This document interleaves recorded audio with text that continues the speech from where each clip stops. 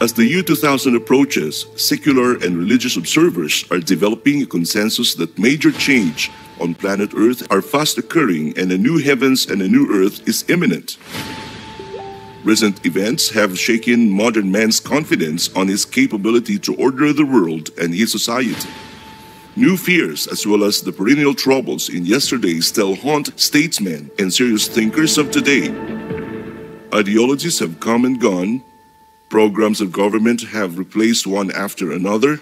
15-year master plans have been infinitely extended. New political parties and personalities have sounded their call. Yet, men in his modern cities face the same age-old problems.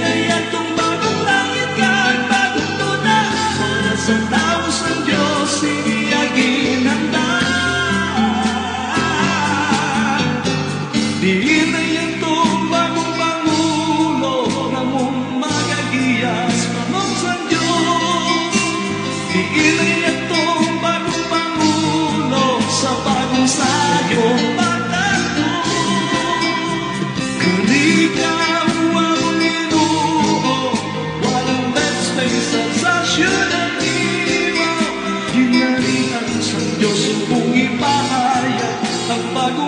butas ang Diyos subong ipakita. Ginarihan sa Diyos subong ipahayag, ang bagong butas ang Diyos subong ipakita.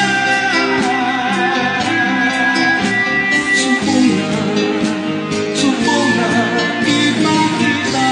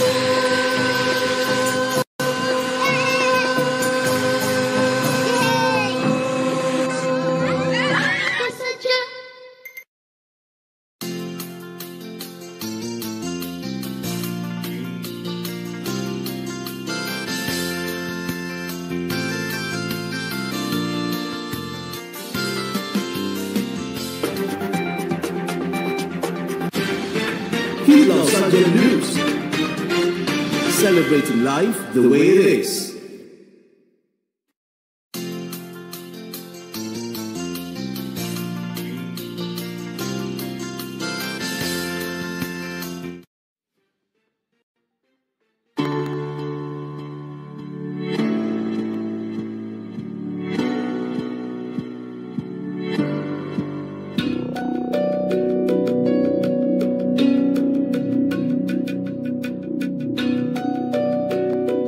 Si Benigno Ninoy Aquino Jr. natawo sa Concepcion, Tarlac, sang 27, sang Nobyembre 1932. Bata pa lang siya, napakitaan na ang iya, tumalagsahon nga abilidad sa pagserbisyo, sa katawan.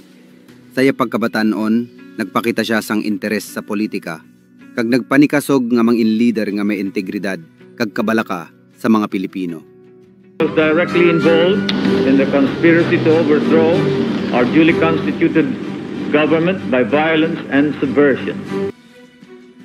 Sang panahon sang martial law, gindakop si Ninoy Aquino sang gobyerno ni Marcos. Ginpabilin siya sa prisohan sang madugay nga panahon, pero wala siya naguntat sa pagpangita sang kamatuoran kag pagsakdag sang demokrasya para sa Pilipinas. What can one man do? I have no army, I have no following, I have no money. I only have my indomitable spirit. This center, he flunked all tests, and the conclusion was, if they operate on him, it will be fatal. They are now moving to put him in Melda, in effective control. Yeah.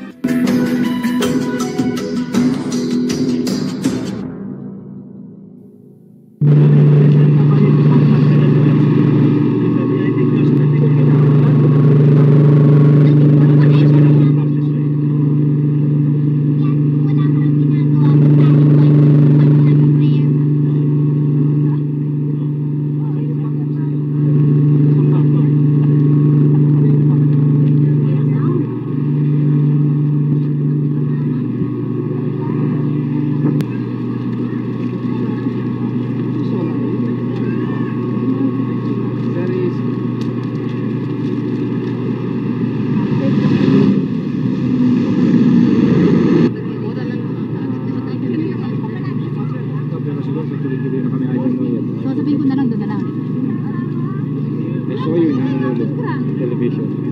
I think I saw you. Yeah, with flowers in my hair. So nila hanapin mo. Kikita kami ngayon. Kikita kami mamaya sa po.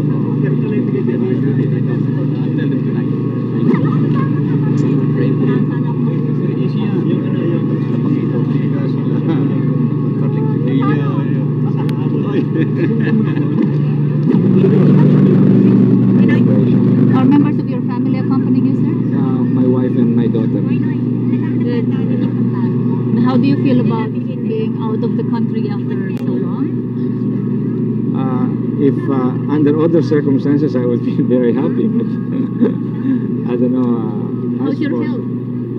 Well, until March 19, I thought I was a healthy character, but What happened, March? when I suffered this angina, I've lost weight. I mean, I've lost endurance. You fainted?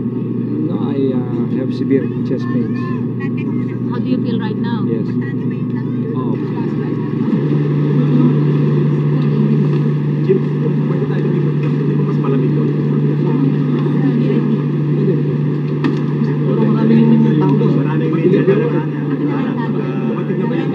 The Chief Justice this morning, and I just received the Supreme Court paper approving. We do not have this bypass operation very soon. Your life might be in danger from 6 months to 1 year. Is that correct? Yes, that's correct. That's the prognosis. That is the prognosis.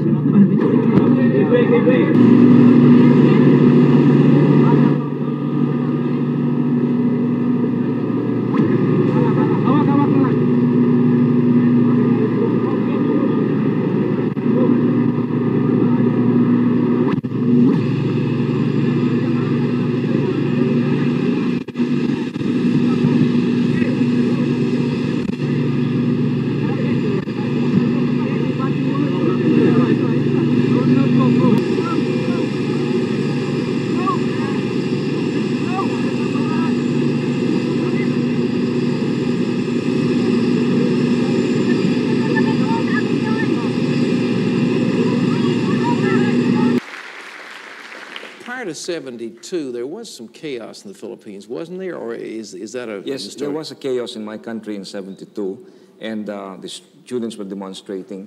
There were too many guns in the street, and Mr. Marcos used this as an excuse to declare martial law to restore peace and order. Well, now you ran as the candidacy for the presidency. No, the presidential election was coming in 73. 73, Yes. okay. You see, Mr. Marcos was elected in 65, and under the Philippine Constitution, our president cannot go beyond 8 years, and therefore he had to step out in 1973. Unfortunately, he declared martial law, and the Constitution was suspended, and he's been in power since then. You were the leader of the opposition. Did you ever run for anything against him? No, I am only one of the leaders of the opposition, Okay. Pat, and there are many leaders in my country. I ran for the Senate, and I was a member of the minority party in the Senate. I was to seek the presidential nomination in 73.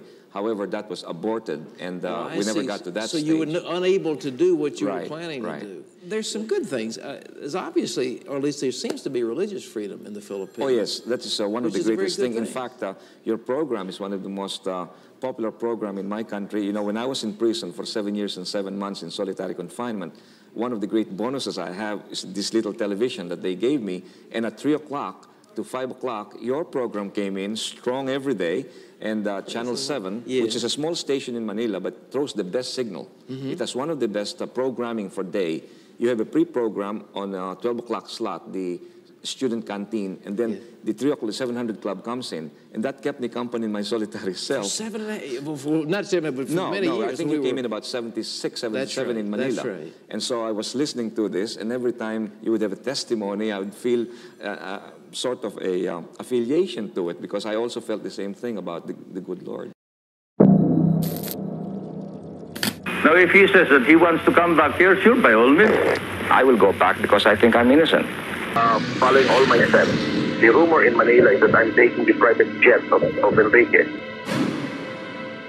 Before he left, sabi ko, Nina, can you tell me what possible scenarios there will be? The last thing he said was, but if they make a mistake and they have me killed, then that's the best thing that will happen to me because I've always wanted to die for our country. Sang 21 de Agosto 1983, nagbalik siya sa Pilipinas, gikan sa exile sa Amerika. My feeling is we all have to die sometime. Now, if it's my fate to die by an assassin's bullet, so be it.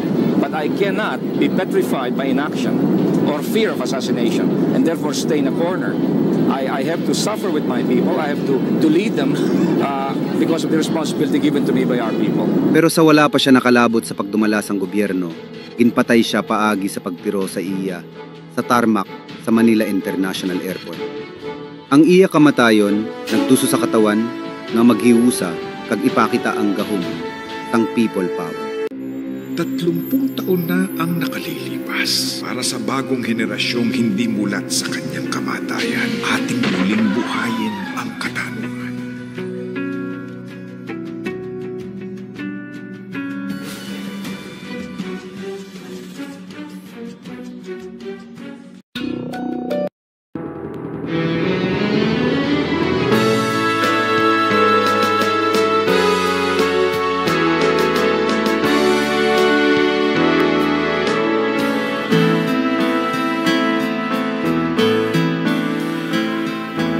Ganon ka, Pilipino, ang kabaganihan yara sa imo. Tagpangapinsang natawhan nga banwa, paghidait kagkauswag ang naagumta. Tagandulot para sa nasyon, manggatong kaalam, katahong sining kultura naton, paghalong atong himuon, kaysa dakong paglaong masanag nga palaabuton.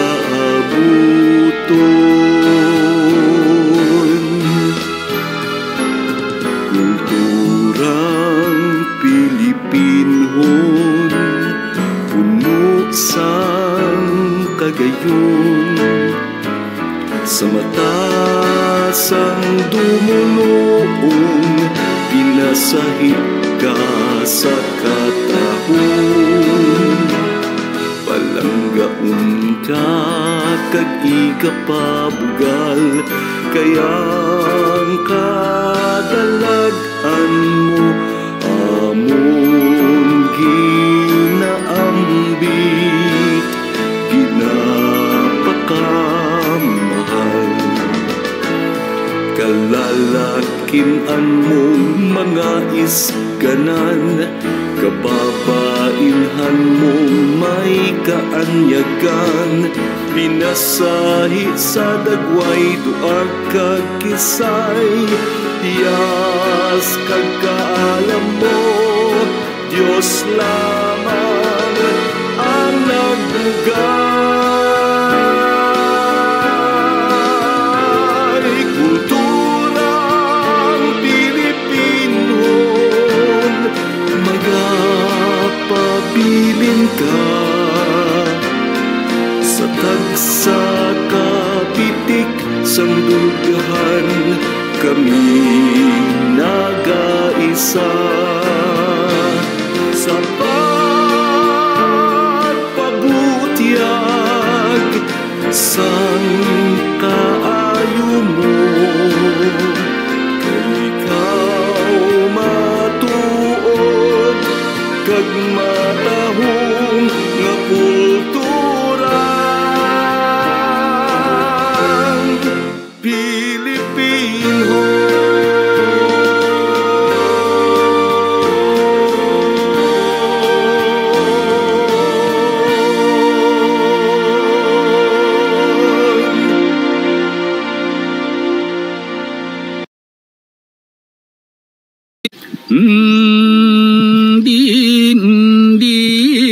Dinan hareu kono huraongan datu ay hinabongan adik kuno ay gekenan ay sineyor, maka ako hindundaad ako kanimong may gipangambay ada pangarit. Arit anunawaan ay kaming dutaan lengayen. Idadal menenturuk ikaw buntiraw pagkahangulang tamo pagkarakeng Alaon mga inurihimo kaming tinobo bagao mong dinalad badugiwan kami pabay iyaw pagpatora si habungi halong hongi harangi dala paye dapege dapege.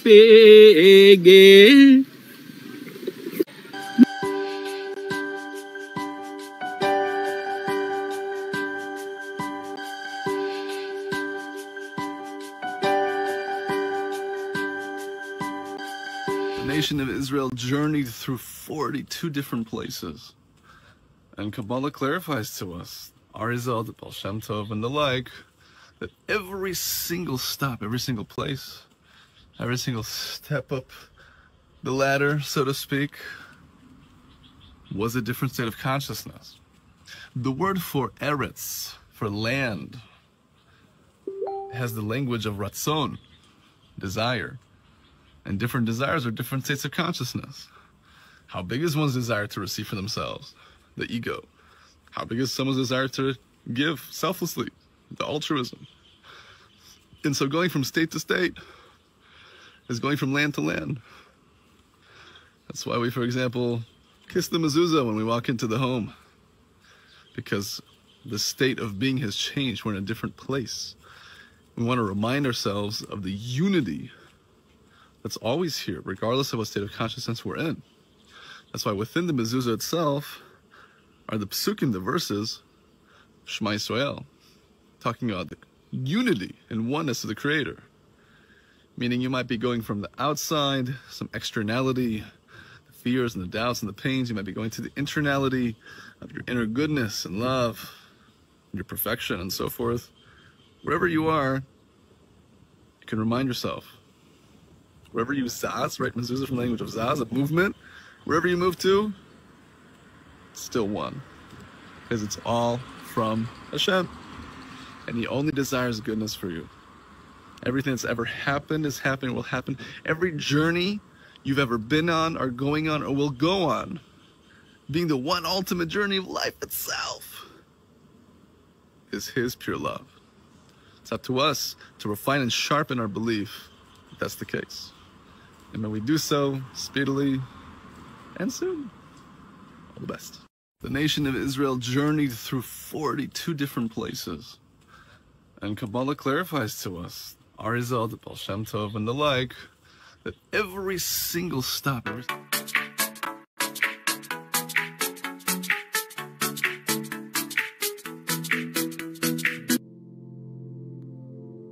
Ang healing bracelet po ay pursiras po ito sa amin. Sinusuot namin para protection kahit saan kami magpunta. Pinapalina po ito sa mga bata na hindi nakatulog paggabi. Lagay mo ang tagihumok, tapos sugsugin mo to, tapos lagyan mo na ng mga bato-bato, diamante negra at saka diamante tapol, maribuhok, tapos beads, tapos yarn, tapos langis. Pag kumuha ka ng mga gamot, warisma. Kasi yan ang sabi ng mga ninuno namin. Matapang ang gamot, tapos mabango, tapos epektibo.